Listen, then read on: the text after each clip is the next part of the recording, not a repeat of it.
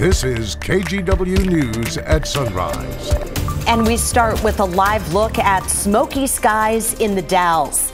This shot is from our Skycam at the Oregon Veterans Home. There's a brush fire dangerously close to the building. Weather conditions are better this morning, but the fire is still active and evacuation orders remain in place. Coming up this morning, what we know as we wait for an update. I'm not sure that management have grasped what the real issues are, why nurses are upset, concerned, disturbed, mad, angry. That is a local Providence nurse explaining why a group of about 1,800 nurses are getting set to go on strike starting this Monday. Providence, meanwhile, says it's putting a pause on negotiations and is focusing on making sure that patients still get the care they need. And this morning we are in North Portland for the 6th annual Hot Dog Fashion Show. It's put on by One Tail at a Time. It's a dog rescue. And look at those cutie pies looking so very good in their outfits there. These are adoptable pets. They're going to be walking the runway in this season's hottest looks. Dogs are oolong, peppermint, lavender, and chamomile. What cutie pies? That's the name of the dogs? Those are all the dogs, yeah. Thought it's what we were drinking this morning. Sit, oolong. Sit.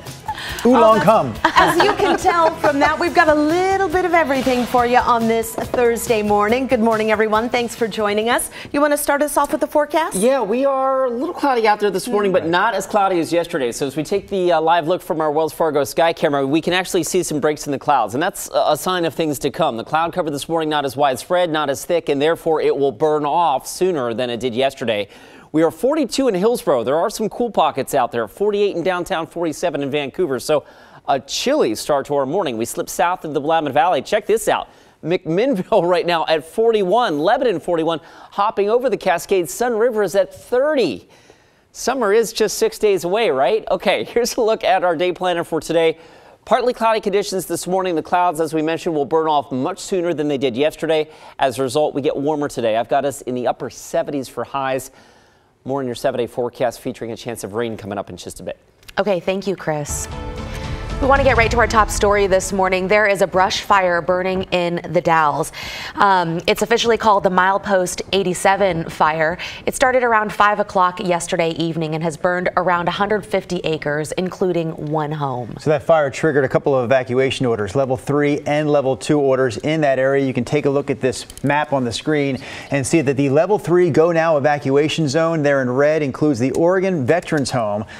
The Wasco County Sheriff's Office says residents and staff are sheltering in place at this point with fire engines staged around that building to protect it.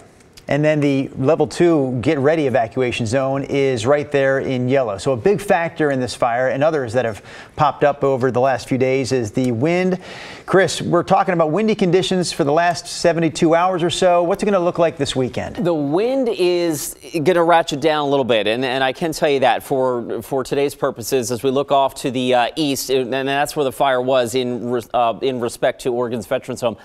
That said, when I say the wind's easing off, we're still seeing a sustained wind out there at 14 miles an hour. Gusts today will pick up a little bit, and this is a look at futurecasts. We've got the Dalles right there. West wind gusts will easily pick up to 20 to 30 miles an hour this afternoon. Obviously, not the best of situations. What has burned or what was going to burn likely in a lot of cases has probably already burned, so we're waiting to get an update as to where the firefighting efforts are at this point. But sometimes that brush can go up really quickly. The point about that is that the Dalles has seen less than 0.2 of an inch of rain in 45 days. So dry conditions abound here across a lot of the Pacific Northwest. A situation like what happened in the Dalles yesterday could easily happen in a lot of locations here. So once again, a reminder, and we don't know what the cause of the fire was yet, but you really need to be very careful with anything that could throw a spark, especially this time of the year. We've got some good news. We've got rain in the weekend forecast. I'm going to walk you through this coming up in just a few minutes, guys. Chris, thank you much. In the meantime, the Hat Rock fire in eastern Oregon is getting bigger. Firefighters are trying to contain it near Hermiston. Right now, it covers 15,000 acres, burning in both Oregon and Washington. The other fire in Umatilla County, the Mount Hebron fire, burned 600 acres and is now 99% contained. And Providence is providing more clarity around the impacts of a potential nurses' strike that could start as soon as Monday. The strike would affect Providence Portland, Providence Seaside, and Providence Home Health and Hospice. During the 5-day strike, Providence says patients at those facilities should expect long wait times. All surgeries except for life and death scenarios will also stop next week.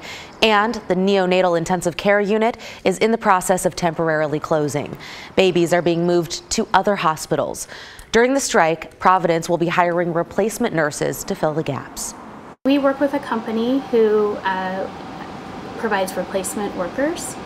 And so we are working with that company right now, and we have orientation this weekend, and we will be ready to have those replacement workers join us on Monday morning. After the 5-day strike, the plan is for Providence nurses to be back in hospitals. About 2,000 are expected to strike. The nurses union says they've been negotiating for about 9 months now over issues that include salary and staffing levels.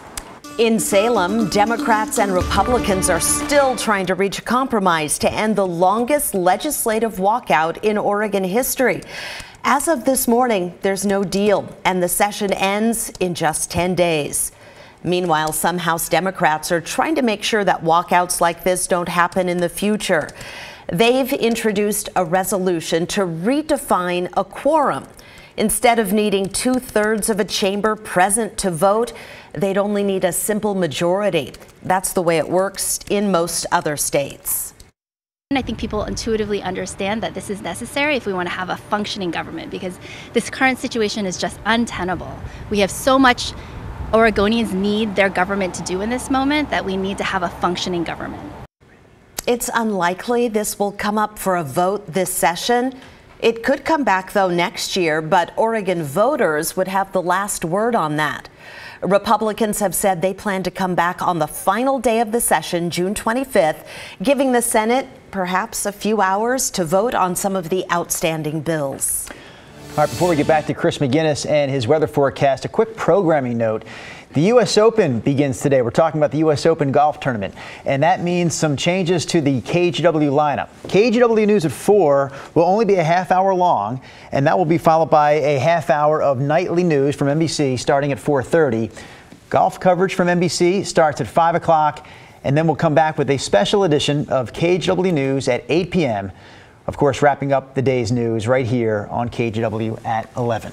Okay, Chris, I know we've been talking about a number of fires that have started recently, how dry it's been. Yeah, 45 days, as we mentioned, in the Dalles. They've had 1/1800ths of an inch of rain. So we think it's been dry on this side of the state, right? But you get out into the East Gorge and east of the Cascades, a lot of locations are a good month plus ahead of how dry it's been here on the west side of the state. So I wanted to start off with the drought map because this is significant, right? 2 months ago, most of Oregon was not even mentioned, right? We had done a great job of, accumulating rainfall, but now as we go weeks and weeks without rainfall, we're starting to see these areas of moderate and severe drought begin to expand across parts of the state. Wasco County right there. And the other thing about this is we're also coming into the time of the year when, regardless of what the drought situation is, we have dry fuels and dry grasses out there, right? So that's going to burn this time of the year almost every year, right? Just because that's just the way it operates here in the Northwest. That's the way our weather goes. We're coming into the driest part of the year. All that said, we actually have a bit of a pattern shift here, at least for a couple of days here, that's going to transition to cool and wet weather. And with that in mind, I wanted to show you this. This is the outlook going through the first couple of days of summer, right? Summer arrives on June 21st. Temperature probability showing a kind of a bullseye of some coolness over the Intermountain West. That's going to translate to cool and wet weather in our forecast. So real quick, as we look at rainfall potential over the next 7 to 10 days, we stand to pick up maybe a quarter to half an inch of rain up and down the I-5 corridor and maybe even more in the Cascades. Not much of that rain will likely get over the mountains, but any wet weather that we get on that side of the state would obviously be helpful for the fire conditions. I did want to point this out as we roll into Father's Day weekend. We probably are going to get a little wet. Starting off early Saturday morning, we get the first in a series of onshore pushes here. This one may kick up a little drizzle Saturday morning. Otherwise, I think Saturday is just kind of a mostly cloudy but generally dry day. Sunday, our models have been hitting on this for days now. Sunday is when we get that first really big push here, which will bring widespread rain.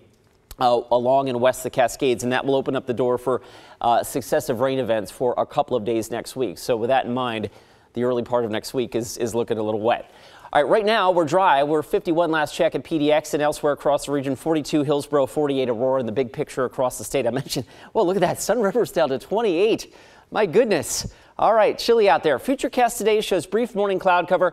It will burn off earlier than it did yesterday, which means more sunshine, which means warmer temperatures. PDX hit 70 yesterday, and I think we easily get into the mid-70s this afternoon. That's what Futurecast is showing us, 77, Portland, Salem, Corvallis. All right, quick look at the forecast heading into the weekend.